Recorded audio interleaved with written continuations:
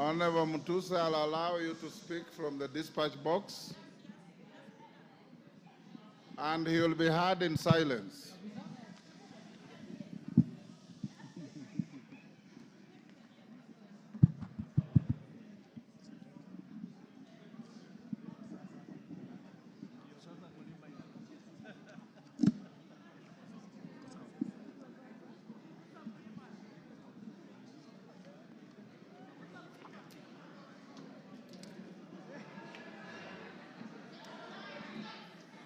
Thank you. Thank you, Mr. Speaker, for the opportunity to move this motion from this table. Mr. Speaker, this is an historical moment, and therefore, with your permission and honorable members, Mr. Speaker, allow me to proceed to give notice of the following motion. Mr. Speaker, sir, honorable members, I beg to give notice of the following special motion as follows.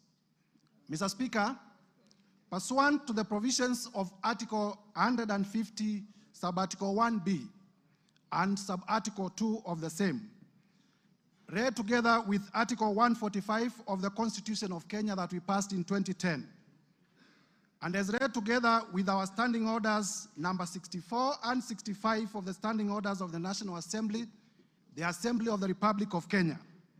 This Honorable House resolves to remove from office, by way of impeachment, His Excellency Rigathi Gachagua, EGH, the current Deputy President of the Republic of Kenya. Mr. Speaker, sir, and honorable members, this special motion was lodged with the Clerk of the National Assembly on the 27th September 2024 and contains 11 grounds for impeachment. Mr. Speaker, in compliance with the law, as stated earlier, the grounds are concise, precise, are particularized in the motion, and this is a motion, and are supported by cogent, convincing, persuasive, evidentiary material in the nature of documents, affidavits, and electronic evidence. Mr. Speaker, I will also be presenting live witnesses, viva voce evidence, who will testify to corroborate the evidence that we have adduced in support of the grounds of impeachment. Mr. Speaker, honorable members, in the interest of the time allocated, I am not able to go clause by clause, sentence by sentence, paragraph by paragraph, because as you notice, the grounds themselves constitute about 42 pages, and with the rest of the material, we have about nearly 100 pages. And therefore, Mr. Speaker, with your guidance, allow me to summarize the 11 grounds as follows. Generally, Mr. Speaker, as members will realize, the particulars of these grounds are that His Excellency Rigathi Gachagua has engaged himself in acts of omission and commission that constitute offenses under our Constitution, offenses under international law, and offenses under our own statutes. On ground one, Mr. Speaker, we will be demonstrating before this House that His Excellency Rigathi Gachagua has grossly violated Articles 10(2)(1)(a), 10(2)(b) and C, Articles 27(4), Article 73(1)(a) and 2(b), Article 75(1)(c), and Article 129, Sub-Article 2 of the Constitution of Kenya, as well as Articles 147(1), as read with Article 131(2)(c) and D of the Constitution of Kenya. And when the time comes, Mr. Speaker, I will be laying detail, article by article, to show the violations. On ground number two, Mr. Speaker and honorable members, at the opportune time, I will demonstrate to Kenyans that His Excellency Rigathi Gachagua has violated Article 147(1) of the Constitution and Article 152(1) of the Constitution of Kenya, the most progressive constitution in Africa. Mr. Speaker, on ground 3, I will be demonstrating before this House to Kenyans and to the international community that His Excellency Rigathi Gachagua has violated Article 6(2) of the Constitution, Article 10(2)(a) of the Constitution, Article 174 of the Constitution, Article 186(1) of the Constitution, Article 189(1) of the Constitution, as well as the 4th schedule of the Constitution of Kenya. Mr. Speaker, this is the Constitution of the Republic of Kenya. It is not a mere document. It speaks to the soul of this nation. Under ground 4, Mr. Speaker, I will demonstrate that His Excellency Rigathi Gachagua has violated Article 161 of the Constitution of Kenya. I will further demonstrate under ground 5 that His Excellency Rigathi Gachagua, the Deputy President, the current Deputy President of the Republic of Kenya, has grossly violated Article 3(1) as read together with Article 148(5)(a) of the Constitution. Under ground 6, Mr. Speaker and honorable members, I will demonstrate that the Honorable Rigathi Gachagua has committed crimes under Section 13(1)(a) and 62 of the National Cohesion and Integration Act, the act that speaks to our nationhood, the act that speaks to our multi-ethnicity, the act that speaks to our society remaining together as a cohesive society. And I will demonstrate with videos, I will demonstrate with affidavits, I will demonstrate with documents that the man holding the office of the Deputy President has violated the same law that he swore to protect in his own oath of office. Under ground 7, Mr. Speaker, I will demonstrate before this House that His Excellency Rigathi Gachagua has committed crimes under Sections 45(1), Section 46, Section 47(a)(3), Section 48(1) of the Anti-Corruption and Economic Crimes Act. Anti-Corruption, Mr. Speaker, honorable members, Anti-Corruption and Economic Crimes Act, by using his office to unjustly enrich himself, by using his office to acquire within 2 months properties well beyond 55.2 billion. And Mr. Speaker, I will demonstrate before this House that during the presidential debate, if I may be listened to, Mr. Speaker, that during the presidential debate, His Excellency Rigathi Gachagua did declare that he was worth 800 million. We are aware that he's paid slightly over 1 billion, meaning that for the last 2 years, the much he could have accumulated justly is about 24 million. But I will demonstrate before Kenyans that he has properties to himself, the ones that I was able to get in my time of research, worth 5.2 billion Kenya shillings. This is what we call unexplained assets, and we must slay the dragon of corruption from the highest office. Mr. Speaker, under the same ground, I will also be demonstrating, this is ground number 7, that His Excellency Rigathi Gachagua has violated Sections 2, 3, 4, and 7 of the Proceeds of Crime and Money Laundering Act. Mr. Speaker, you are aware that the Proceeds of Crime and Money Laundering Act is one of those laws pursuant to Section 2 of the Constitution of Kenya that we domesticated because of our international obligations about money laundering. And therefore, by proving the same, I will also be demonstrating before Kenyans that His Excellency Rigathi Gachagua has committed international crimes.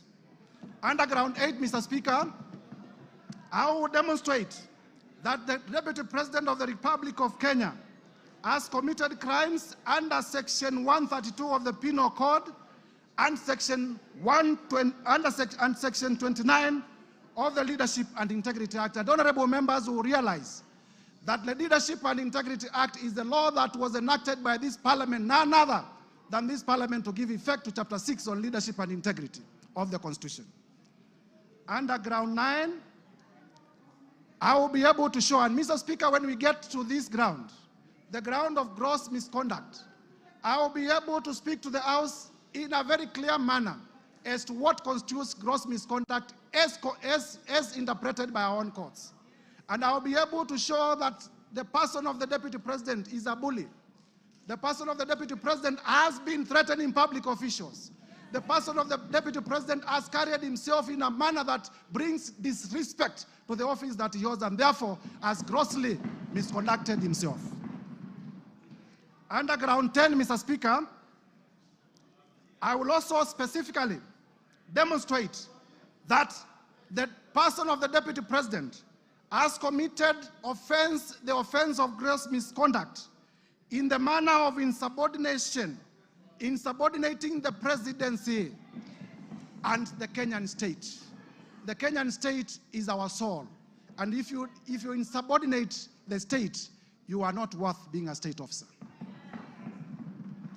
Lastly, Mr. Speaker, under ground 11, with your permission, when the time comes, I will also demonstrate, honorable members, if we may be listened to, I will also demonstrate that specifically the Honorable Rigathi Gachagua has committed crimes of gross misconduct, as I had earlier alluded to, in terms of bullying and threatening public officers.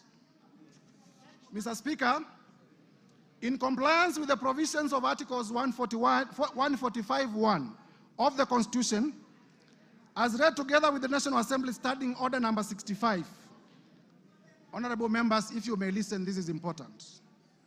A total, Mr. Speaker, a total of 291 members of this National Assembly have graciously appended their signatures in support of this motion. 291 members. Mr. Speaker, it will be remembered, Mr. Speaker, it will be remembered that at this stage of moving the motion, the requirement of the law is that the motion should be supported by 1/3, translating to about 117 members. However, Mr. Speaker, we have 291. I therefore wish to thank my colleague members of Parliament for supporting this motion to over 83%, way beyond the required threshold of two-thirds, which is 67%, that is required at the next stage of voting for this motion. So, Mr. Speaker, there are times when we used to say this is an open and shut case. Mr. Speaker, sir, as a requirement of our standing orders, please allow me to read the names of the members who have signed in support of this motion.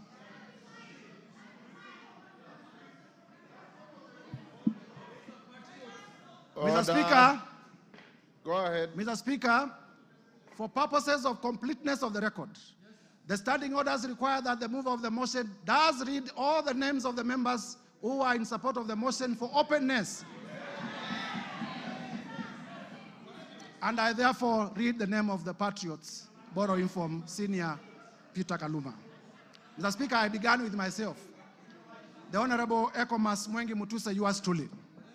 The Honorable Owen Baya. The Honorable Japheth Nyakundi. Matthias Robi. Kimani Ishungwa. Member for Kikuyu and Majority Leader. Abdul Rahim Daoud. Patrick Munene Dwiga. Eric Wamombi, the member for Madera. George Kariuki. Kili Daniel Karido. Dorothy Mudhoni Ikiara. Mwangi Kiunjuri. Boro Ambore. Elizabeth Kairemia. Edwin Mugo Gishoke. Rindikiri Mugambi. Jane Kagiri. Anne Murada. John Paul Murigi. Gikaria David. John Kirago. Mary Mainge. Alice Nganga. Wambugo Wainaina. Mashua Waidaka. Korea Kimani. George Kitonga Murugara. Simon Nganga Kingara. John Kiaria Wainaina. Shadrach Mwiti. Honorable Joseph Wainaina, nominated. Betty Maina. Geoffrey Kiringa Waroko, Roko.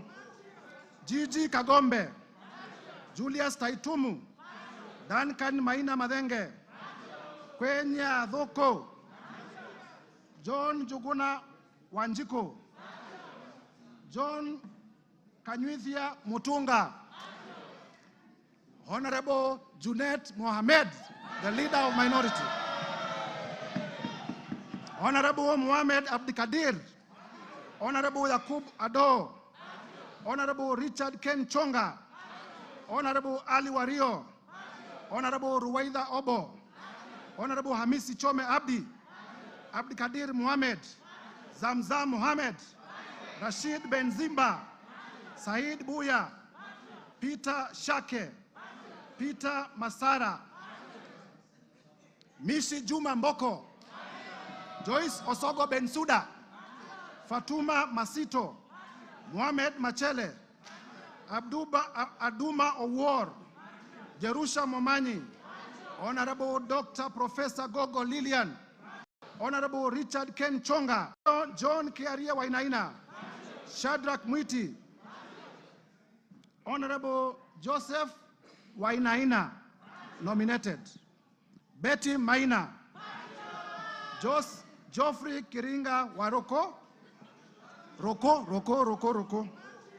Gigi Kagombe, John Kiaria Wainaina, Shadrach Mwiti, Honorable Joseph Wainaina, nominated.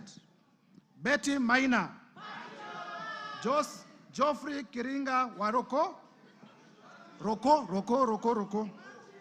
Gigi Kagombe, Julius Taitumu, Duncan Maina Madenge, Kwenya Dhoko, John Juguna Wanjiko, John Kanyuithia Mutunga, Honorable Junet Mohamed, the leader of minority,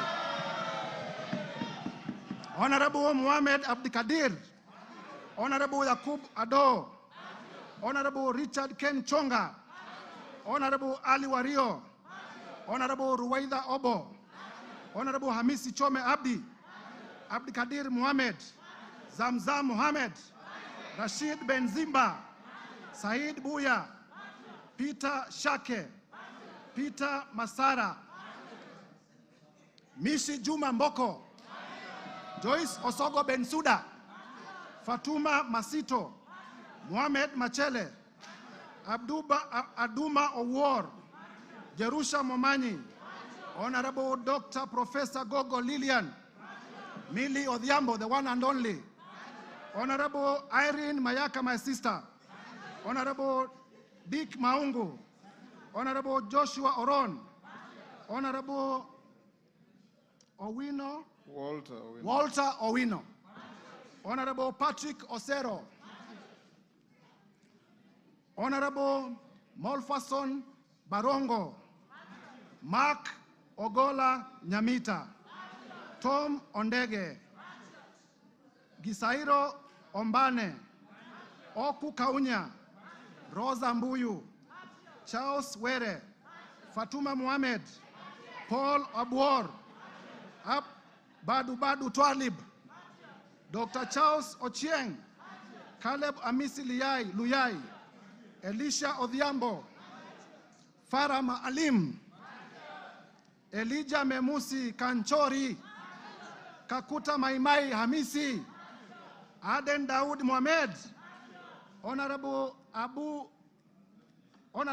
Wanjala, Honorable Peter Orero, Honorable Martin Peters Owino, Honorable George Peter Kaluma, Honorable TJ Kajuang, Chiforomondo Mwangale, Honorable Donya Doris, Stephen Mogaka, Felix Odiwar, Geoffrey Odanga, Honorable Tim Wanyonyi, Honorable Christine Ombaka, Honorable Hussein Weitan, Honorable George Aladwa, Joseph Oyula, John Bwire, Omar Mwinyi, Catherine Omanyo, Danson Mwashako of Wiper Party, Innocent Mugabe, Charles Nguna Mwingi West of Wiper Party, Honorable Elsie Muhanda, Honorable J.L. Sunguli of Kilgoris, Honorable Udgun Siad, Honorable Dr. John Ariko, Honorable Tindi Mwale, Otiende Amolo Senior Counsel. Mr. Speaker, the House takes notice that Honorable Otiende Amolo is one of the makers of the Constitution that we are implementing. Honorable Christopher Aseka, Honorable Paul Ekwon Nabuin, Honorable Nicholas Gikor of Turkana East, Honorable Yusuf Mohammed, Honorable Abdgadir Hussein Mohammed, James Koyo, Sarah Paulata Korere, Honorable Umker Arun Mohammed, Honorable John Nikal. James. Yes, my sincere apologies. For the correctness of the record, this is Honorable Dr. Professor James Nikal, the member for Seme. Honorable Daniel Manduku, Honorable Mohamed Ado, Honorable Wario Guyo, Honorable Paul Katana, Maurice Kakai Bissau, Emmanuel Wangwe, Bernard Shinyali, my friend Nabi Nabwera, Patrick Makau Kingola of the Wiper Party Mavoko constituency, and Commissioner of the Public Parliamentary Service Commission, very able, voted by members of this House. I thank you in a special way, my senior brother. Honorable Shakil Shabil Hamed, Honorable Aden Kainan, Honorable Dr. Aden Kainan, Honorable Fatuma Jeho, Honorable Amina Munyazi Laura, Honorable Gertrude Mbeyo, Honorable Adipo Akwome. Mr. Speaker, if you allow me, I can have a sip of my water. Go ahead.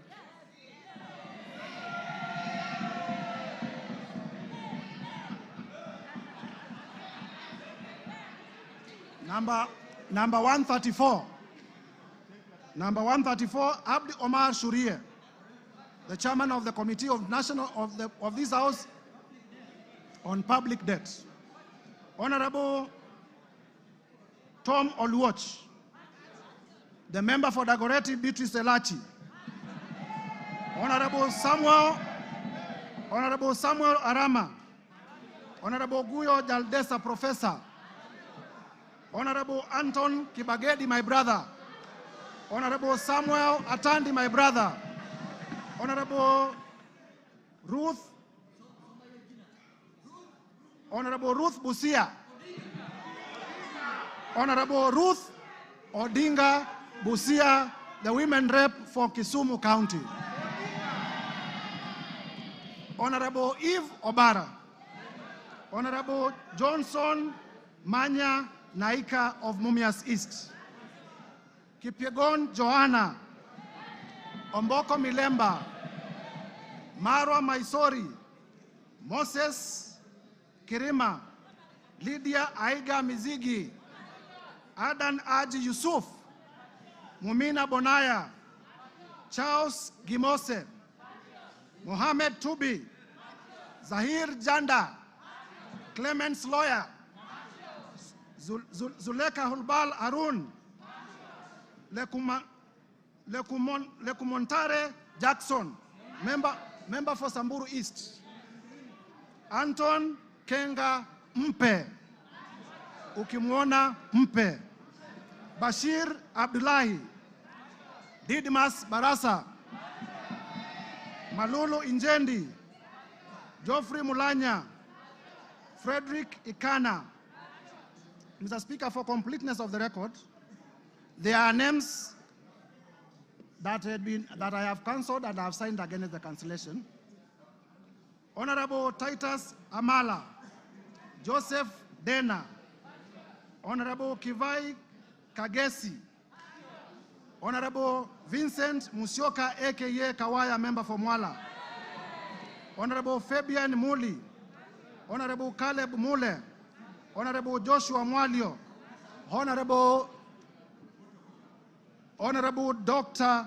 Rachel Nyamai Kaki, Honorable Nimrod Mbai, aka KPLC, Honorable Dido Raso, Honorable Lekuton of Laisamis, Honorable Chief Whip Silvanos Osoro, Honorable Abdisarat K. Ali, Honorable Abdul Haro, Honorable Mary Emase, Irene Joki, Nebat Muriuki, George Gachagua, Stephen Karani, Gidhu Masukuru, Rahabu Mukami Washira, Irene Joki, Nebat Muriuki, George Gachagua, Stephen Karani, Gidhu Masukuru, Rahabu Mukami Washira, Irene Joki, Nebat Muriuki,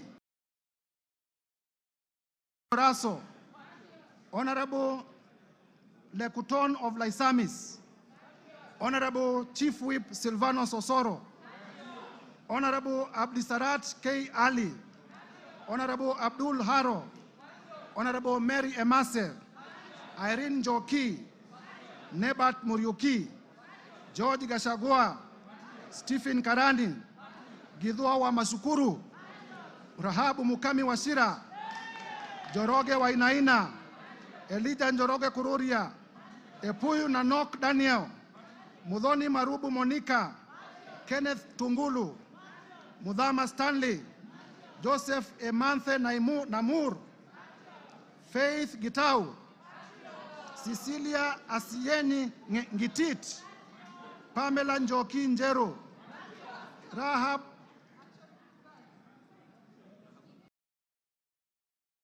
Marubu Monica, Kenneth Tungulu, Mudhama Stanley, Joseph Emanthe Namur, Faith Gitau, Cecilia Asieni Ngitit, Pamela Njoki Njeru, Rahab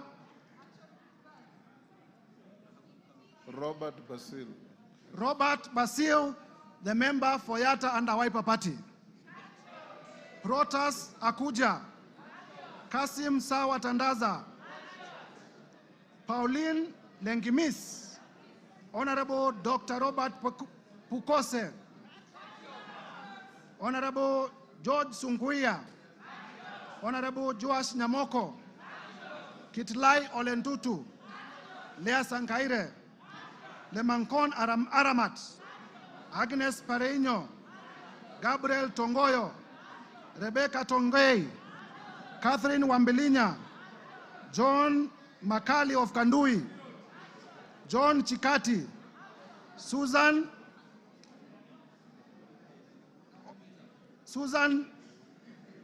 of Tharaka Nithi, the women rep for Tharaka Nithi County, Mburu Kahangara, Geoffrey Wandeto, Ronald Karauri, Jackson Koech,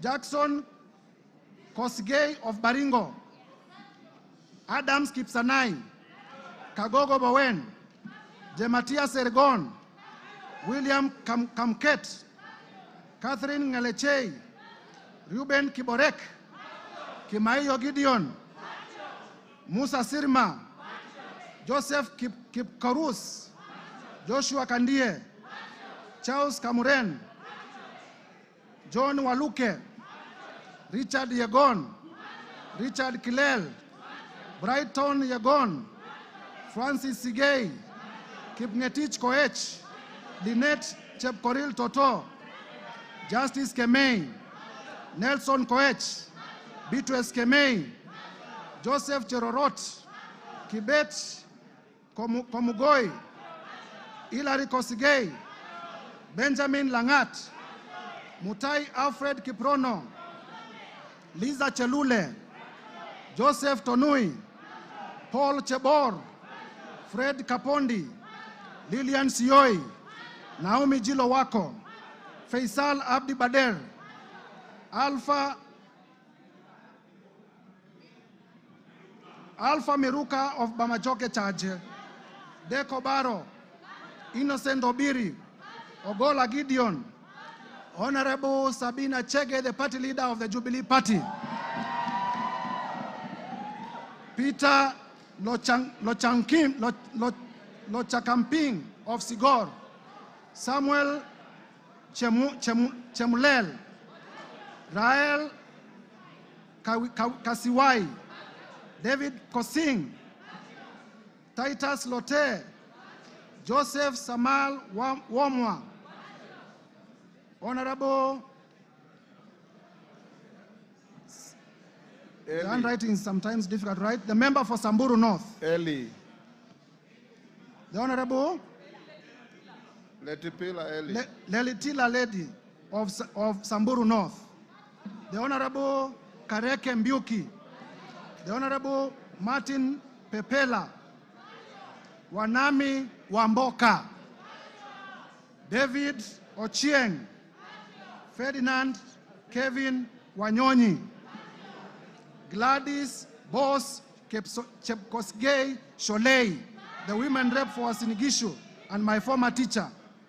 Paul Kibchil Biego, Marianne Kitani, Samuel Kiprono Chepkonga, Janet Sitienei, Muge Chepkosgei Cynthia, Joses Kosgei Lelmengit, David Kiplagat, Julius Kipibiwot, Julius K. Ruto, Bernard Kitur, Phyllis Barto, Professor, Oscar K. Sudi,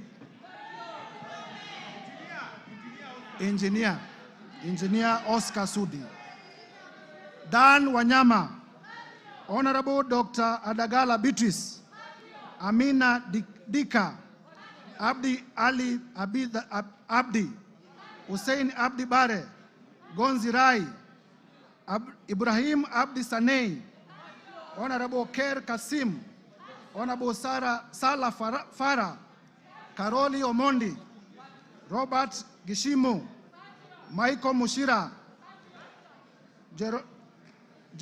Jared Okello,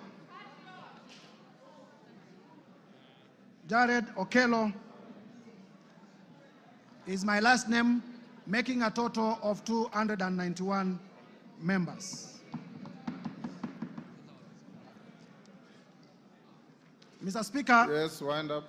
Honorable members, as we wind up, as I alluded earlier, I presented to the Clerk of the National Assembly, and this afternoon, I'm laying on the table of the House the following documents. Number one, the special motion dated 26th of September 2024 and received by the clerk on the 27th of September 2024, and I have it in my hands and I'll be laying it shortly. Number two, with this special motion, Mr. Speaker, I am also laying before the table of the House the list of 291 members of the National Assembly who signed in support of the motion. Mr. Speaker, number three, I will also be laying the bundle of evidence in support of the grounds in the motion. And number four, I will be laying the list of witnesses, all contained in this bundle. Mr. Speaker, Kenyans will be shocked.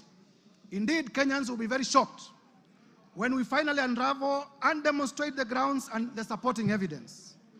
I therefore, through you, Mr. Speaker, humbly request the House Business Committee to allocate me ample time at the time of moving the motion so that Kenyans can appreciate in detail the injustices that have been committed against them by the person of the Deputy President. I thank you, Mr. Speaker, and I beg to give notice of the special motion and to lay the said documents on the table of the House. And if you allow, Mr. Speaker, as I conclude, Please allow me to highlight the following. Order. Mr. Speaker, I am a Christian, and I often read the Bible. And the Holy Bible, in the book of Proverbs 29 verse 16 says as follows: when the wicked are in authority, sin flourishes. But the godly, and mark the godly in small g, will live to see their downfall. That is the Holy Book as contained in the book of Proverbs 29:16. Further, Mr. Speaker, in the book of Mark, chapter 9, verses 42 to 47, it says as follows, and I quote: If anyone causes one of these little things, honorable members, Kenyans, please listen carefully. If anyone causes any one of these little things, those who believe in me, to stumble, it would be better for them if a large millstone were hung around their neck and they were thrown into the sea. 43, if your hand causes you to stumble, cut it off. It is better for you to end a life maimed than with two hands to go into hell, where the fire never goes out. 45, and if your foot causes you to stumble, cut it off. It is better for you to end a life crippled than to have 2 feet and to be thrown into hell. And if your eye causes you to stumble, pluck it out. It is better for you to enter the kingdom of God with one eye than to have 2 eyes and be thrown into hell. Mr. Speaker, if Kenyans cannot get services because of Deputy President Gachagua, we'll be pleading, pluck him out from government. Mr. Speaker, honorable members, it is my belief that these 2 quoted verses are also true to the Quran and to other holy books. Turning now to our own jurisprudence. Honorable members, because many of us are political practitioners, even those who are not lawyers, would remember that in nullifying... Order, Mtuse, you are giving an motion, you are not debating the motion. Yes, I'm finishing. Yes. I'm finishing. In nullifying the 2017 presidential elections, His Lordship, the Chief Justice Emeritus, the Honorable David Maraga, pronounced himself in the following words: the greatness of any nation lies in its fidelity to the Constitution and adherence to the rule of law, and above all, respect to God. And Mr. Speaker, it is this persuasion, Mr. Speaker, that has made me to bring this motion of impeachment against the person of the Deputy President, His Excellency Rigathi Gachagua. For the record, and Kenyans, listen, I have no grudge, I have no malice, I have no ill will, I have no personal vendetta against His Excellency Rigathi Gachagua. I am just doing my duty as a citizen of the Republic of Kenya and executing my mandate as a member of this House as mandated under the Constitution to bring this motion. I will therefore, Mr. Speaker, with your permission, lay the documents before the House and beg to give notice of the motion. I thank you, Mr. Speaker. Hand over the documents to the clerk.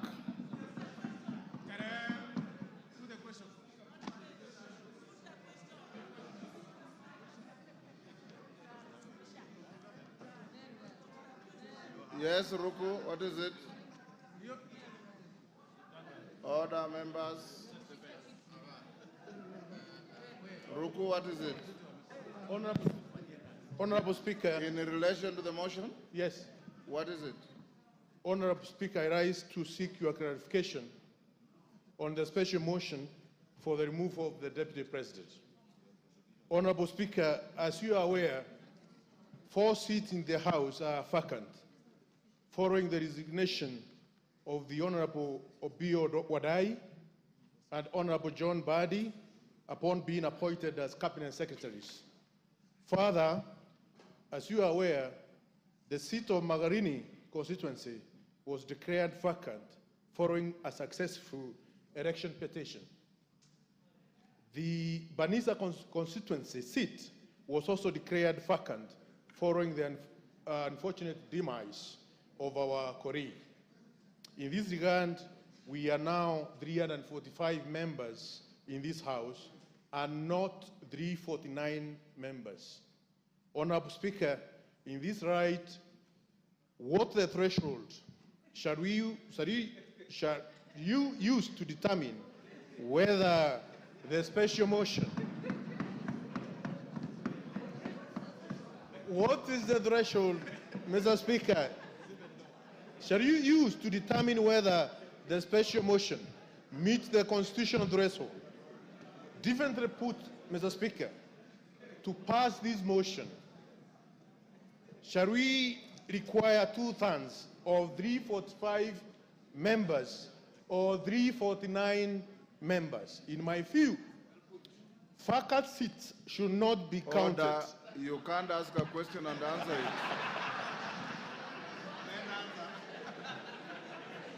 You cannot ask the question and answer it. Honorable Speaker, let me prosecute. I'm trying to prosecute my point of order. In my view, vacant seat should not be counted in determining the voting threshold. Further, I wish to seek your clarification on whether our proceedings are varied in the right of the 4 vacant seats. Thank you, Honorable Speaker. Thank you. You've made your point. Bashir?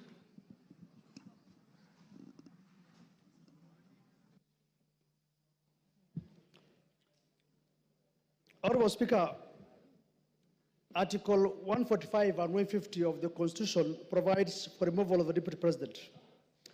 Our standing order goes to great length on the same to explain the procedure for removal of the Deputy President, as stipulated under Standing Orders 64 and 65. Honorable Speaker, what is clear from reading of Articles 145 and 150 of the Constitution is that the role of this House is just to pass the resolution as to whether the Deputy President shall be impeached or not. It is the exclusive role of the Senate to conduct the trial process. Simply put, we are the initiators and the Senate will be the trial house. Honorable Speaker, consequently, I seek your guidance on whether it is necessary to invite the Deputy President to this House in terms of the right to be heard, noting we have nothing to do with the real process.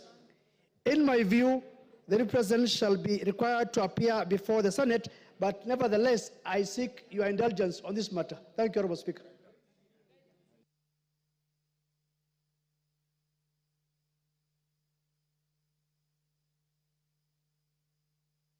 Honorable members, we'll leave it there. Yes, Junet. Mr. Speaker, I don't intend to anticipate the debate.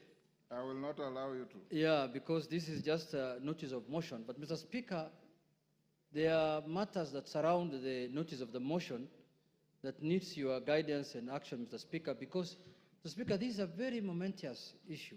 Because, as you are aware, when this country gave itself the new constitution, Mr. Speaker, Kenyans were very happy. And this is one of the moments in this House, Mr. Speaker, when we are going to exercise Article 150, which has not happened before. So, Mr. Speaker, this is a very, very important matter for this nation, Mr. Speaker, that is being exercised through this House. But having said, Mr. Speaker, as you're aware, there are members from our side and members from the other side who have signed to this petition, to this motion, Mr. Speaker. And Mr. Speaker, I wanted to get your assurance as the boss of this House, as the leader of this House, as the Speaker of this House, Mr. Speaker, that the 291 members of Parliament who have signed to this motion, Mr. Speaker, their safety and security will be guaranteed, Mr. Speaker.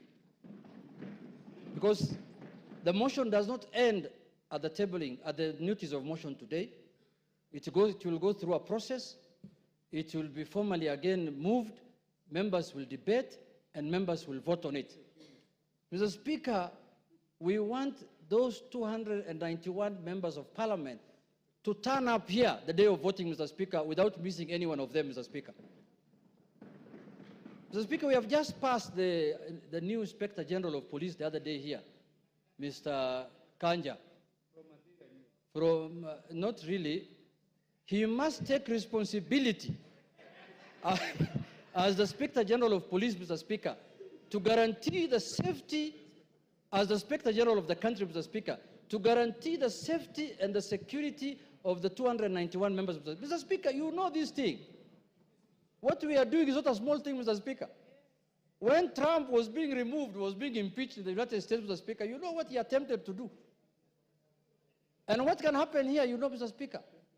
And let us not fight, let us not begrudge anyone, because what the House is doing is constitutional, because the House is just exercising its mandate. It's not doing anything outside the Constitution. There is nothing unconstitutional that's happening in this House, Mr. Speaker. You can impeach a cabinet secretary, you can impeach a deputy president, you can impeach the president if you wish so. So, Mr. Speaker, this is an exercise that is given to us by the Constitution. So, Mr. Speaker, you've made your point. I have made my point, but I conclude by saying this, Mr. Speaker. That, Mr. Speaker, when we were elected, Mr. Speaker, as members of Parliament, we became the staff of the Parliamentary Service Commission. Each member here, Mr. Speaker, their employer, they are employees of the Parliamentary Service Commission, which you are the chairman, Mr. Speaker. So, Mr. Speaker, I have spoken on behalf of the members because when they were signing, that is what they told me, Mr. Speaker, as the minority leader. They told me, we are in support of this thing, we are really ready to move, but we want things done legally and procedurally and within the Constitution, inside Parliament and outside Parliament. Thank you, Mr. Speaker. Thank you. I don't want to open debate. Yes, Whip, what's your point of order? Honourable Speaker, I also seek your guidance and indulgence on the notice of motion that has just been tabled here today, because we all agree that post-2010 Constitution, this is unprecedented. In as much as it happened years back, this is very new, post-2010 Constitution, and we will need a bit of some guidance. Ordinarily, Honourable Speaker, any motion that is brought before this House and that is of public interest goes through the entire process, including public participation, Honourable Speaker. I need to seek your guidance and indulgence on the place for public participation as far as this notice of motion is concerned. Because looking at the jurisprudence that has been made by the courts and the lower legislative arm, which is the county assemblies, on the impeachments of the governors and deputy governors, Honourable Speaker, you will realize and notice that many impeached governors or their deputies challenge their impeachment based on the process of public participation, Honourable Speaker. This is unprecedented, and of course it's my view that to replicate the same, to what happens on the impeachment of governors and deputy governors, and they invoke the element of public participation across the country. You've made your point. Thank you, sir. Yes, Majority Leader. Before you, Majority Leader, Farah has been raising his hand. I'll give you 1 minute, Farah. Mr. Speaker, I also join the other colleagues in this, but I've just one very important, most important in this country to raise.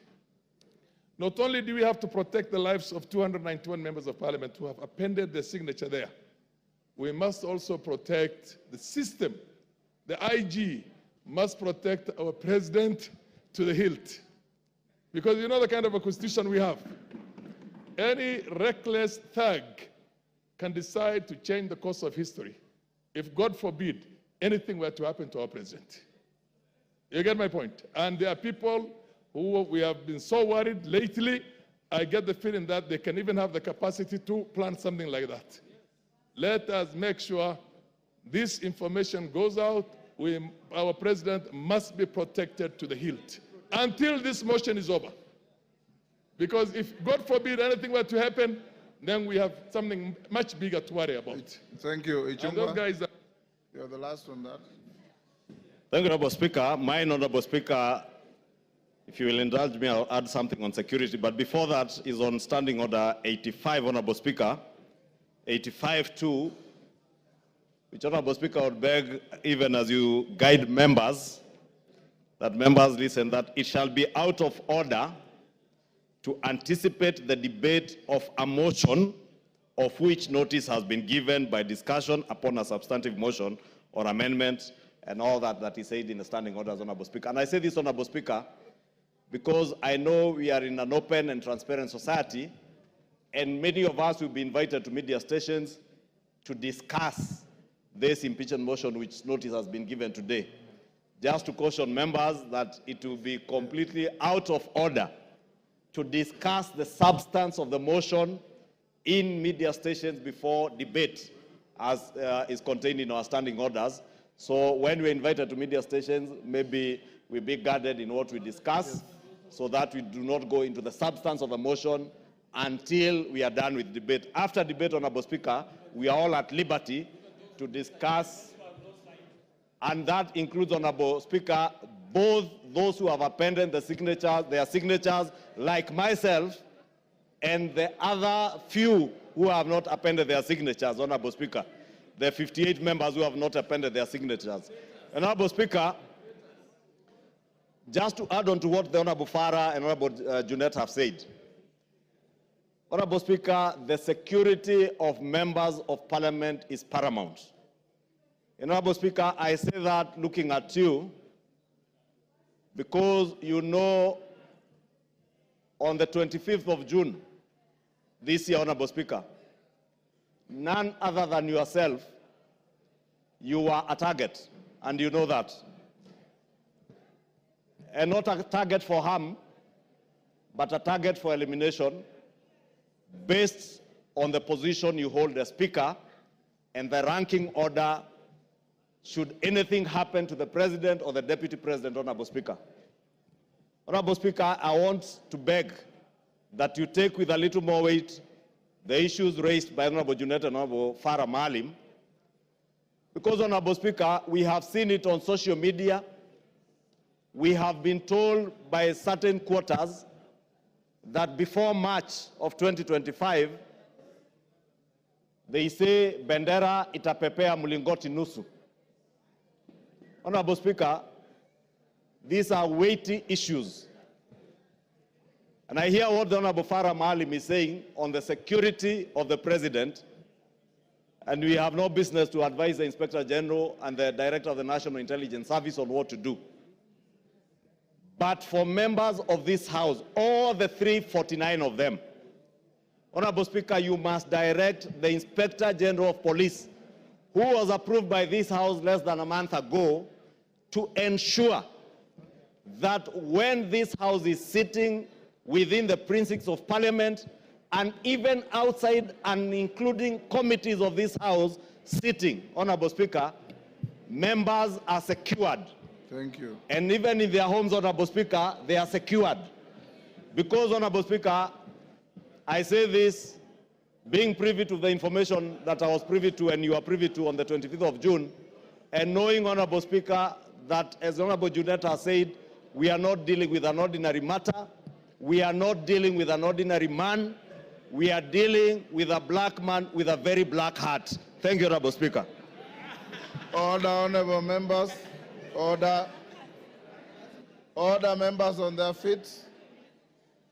Order, Deputy Speaker. Take your seat. Take your seats, those who are... Honorable members, those points raised, I'll address them later in the day. I want to direct members of the House Business Committee to retreat to room 9 so that we can have House Business Committee to address, among other things, the process of disposing of this motion in shortest time possible so that we don't maintain anxiety unnecessarily. And the issues that you have raised about public participation and others. So after the House Business Committee, the Speaker will come back to the House at about 5 and give you direction on what we shall do from here going forward.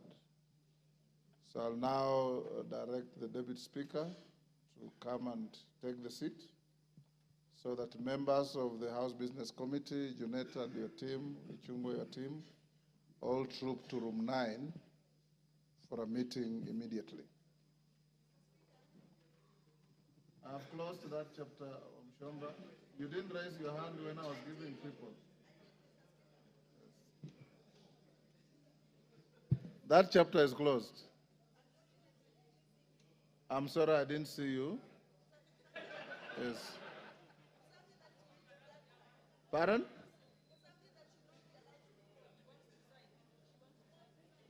Two? Take the seat. Deputy Speaker, take the seat.